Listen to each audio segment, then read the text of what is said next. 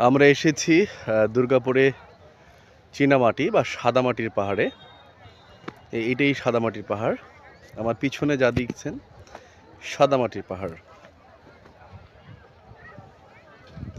চমৎকার একটা picnic spot.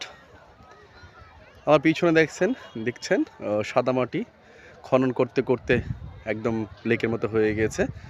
তবে লাস্ট 5-6 বছর যাবৎ সরকারি নির্দেশে সাদামাটি খনন কাজ বন্ধ হয়েছে। এই সাদামাটি দিয়েই উন্নত মানের সিরামিক্স তৈরি করা হয়, যেই সিরামিক্স দেশের বাইরে এক্সপোর্ট করা হয়। বাংলাদেশের অর্থনৈতিক রিজার্ভ বিল্ড আপের সহায়ক হিসেবে ছিল, কিন্তু প্রকৃতি রক্ষার জন্য এটা বন্ধ করে দেওয়া হয়েছে।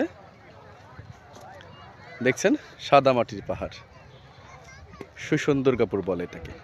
আর ঠিক এই যে এই পাশটায় পিছনে ওটা ইন্ডিয়ার পাহাড়, একদম ইন্ডিয়ার পাহাড় ওই পাশটা পিছনে। ধন্যবাদ।